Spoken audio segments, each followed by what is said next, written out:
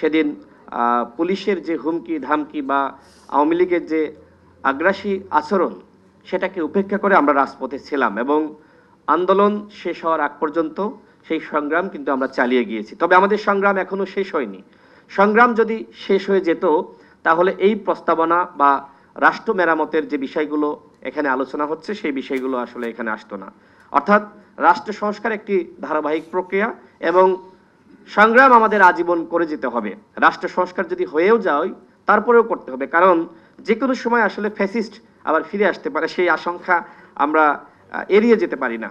যদি আপনাদেরকে বলি, দেখেন 1991 সালের যে নির্বাচন, একটি গণ অভ্যুত্থান বা একটি বিপ্লবের মাধ্যমে স্বৈরাচার এরশাদের পতন হলো, কিন্তু আমাদের রাজনীতিবিদরা যে ভুলটি করলেন সেটি হলো জাতীয় পার্টিকে রাজনীতিতে জিইয়ে রাখা। তাদেরকে সুযোগ দিয়েছিলেন নির্বাচনে অংশ নেওয়ার। ফলাফল কি হলো?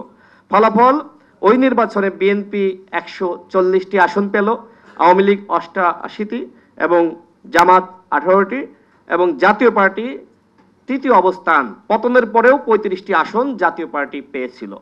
তার মানে সকল দলকেই দায় নিতে হবে জাতীয় পার্টিকে রাজনীতিতে ধরে রাখার জন্য, তাদেরকে জিইয়ে রাখার ফলাফল আজকে দেখেন। এই জাতীয় পার্টি আমাদের রাজনীতি কিভাবে নষ্ট করেছে, কিভাবে রাজনীতিকে এবং নেতাদেরকে বিক্রি করেছে। সুতরাং এইবার যদি আমরা একই ভুল করি, আমরা যতই প্রস্তাবনা দিই, চমৎকার একটি প্রস্তাবনা তারা দিয়েছে, অনেক ভেরি রিচ, অনেক কিছু এখানে আছে, যা যা আমরা চাই, আমাদের অন্তর্বর্তীকালীন সরকার যা করতে চাই, আমরা যা চাই, আমাদের মনের আকাঙ্ক্ষা এনডিএম এই বইয়ের মাধ্যমে তুলে ধরেছে। কিন্তু এই আকাঙ্ক্ষা ব্যর্থ হবে যদি এইবার আমরা সঠিক সিদ্ধান্ত না নিতে পারি। এইবার আওয়ামী লীগকে কোনোভাবেই জাতীয় পার্টির মতন সুযোগ দেওয়া যাবে না। একটি গণ অভ্যুত্থান, গণবিপ্লব, গণহত্যার পরে কোনো দল রাজনীতি করতে পারে না। সেই বিষয়ে এই সরকারকে সিদ্ধান্ত নিতে হবে। সরকার দায়িত্বে রয়েছে, এখন সিদ্ধান্ত যদি দলগুলোর উপর ছেড়ে দেয় সেটি কি হবে? আমরা সরকারের বক্তব্য শুনেছি, সরকার প্রধানের বক্তব্য শুনেছি, তিনি বলেছেন যে বিএনপি চায় না, এই কারণে আমরা চাই না। What is this?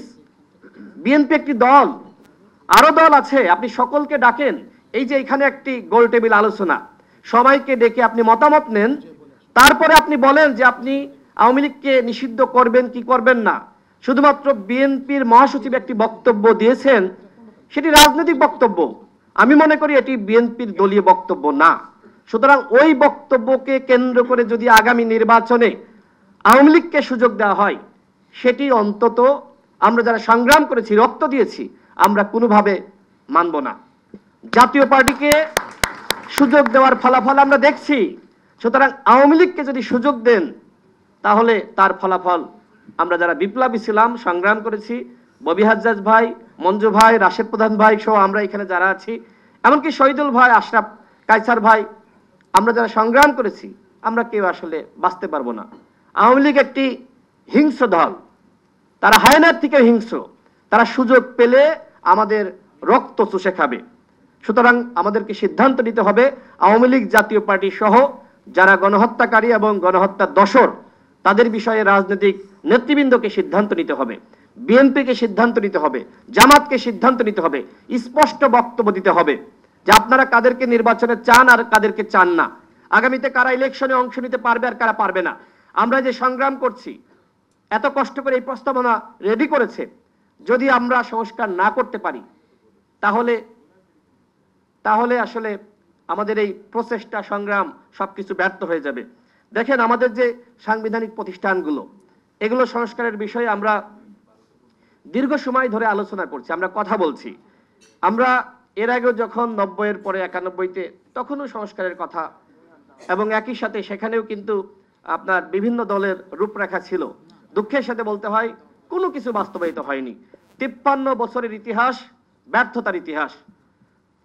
কোনো দলই আসলে ক্ষমতা এসে যে চর্চা করা দরকার ছিল দেশটাকে পরিবর্তন করা, সেটার কার্যত পরিবর্তন করতে পারেনি। এর পিছনে দায়ী আমাদের রাজনৈতিক নেতৃত্ব। সুতরাং এখন তরুণ প্রজন্ম যে অভ্যুত্থানের নেতৃত্ব দিয়েছে, প্রায় 2000 শহীদ, 30,000 আহত, এইবার যদি আমরা রাষ্ট্র সংস্কার না করতে পারি তাহলে আর কোনোদিন এই দেশের সংস্কার হবে না। সুতরাং এইখানে আছেন যারা সবাই গুরুত্বপূর্ণ, সাংবাদিক ভাইরা আছেন, এখানে ফরেন ডেলিগেটস আছেন, সকলের প্রতি আমার উদাত্ত আহ্বান, আসুন আমরা সবাই মিলে এই দেশটাকে সাজাই। বিদেশিদের অনেক ভূমিকা রাখতে হবে।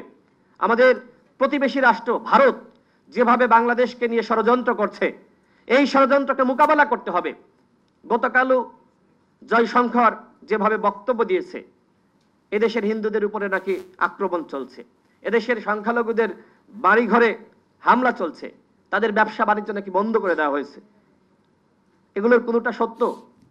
ছাত্র আন্দোলনকে নিয়ে, ইসকনকে নিয়ে যে ধরনের মিথ্যা নিউজ ভারতীয় সংবাদ মাধ্যমে প্রচার করা হচ্ছে, সেগুলোর ব্যাপারে আমাদের জবাব কি?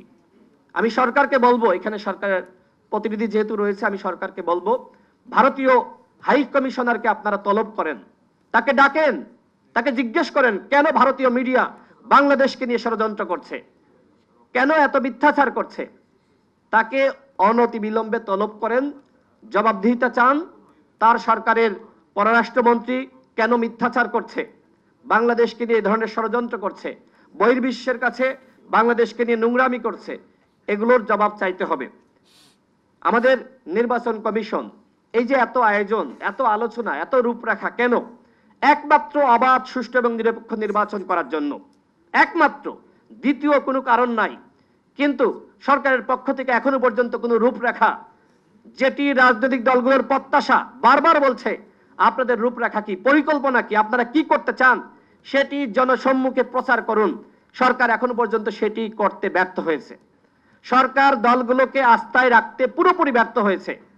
অন্যথায় দলগুলো এত অল্প সময়ের মধ্যে নানানমুখী বক্তব্য দিত না। দলগুলোর সাথে কার্যকরী সংলাপের আয়োজন চলছে না। বিএনপি জামাত সংলাপ করেছে, এই সংলাপকে আসলে বিএনপি জামাত ডেকেছে নাকি সরকারের পক্ষ থেকে আহ্বান করা হয়েছে? এখানে রাশেদ প্রধান আছেন, এখানে মঞ্জু ভাই আছেন, অন্য দলগুলোকে আপনারা কেন ডাকলেন না? যদি আপনারা ডেকে থাকেন, আপনারা সকল দলকে ডাকেন। অন্যথায় দলগুলো যদি স্বেচ্ছা আপনাদের কাছে যায়, তাহলে আপনাদের দায়িত্বটা কি? আপনাদেরকে দলগুলোর কাছ থেকে ফরমালি সহযোগিতা চাইতে হবে। আমরা রাজনৈতিক দলগুলো আপনাদের সহযোগিতা করার জন্য প্রস্তুত রয়েছি। আপনারা দলগুলো সহযোগিতা নেবেন কিনা সেটি ভাববার বিষয় আপনাদের। দলগুলোর সহযোগিতা ছাড়া রাষ্ট্র সংস্কার করা অত্যন্ত কঠিন হবে। আমি শেষ করব।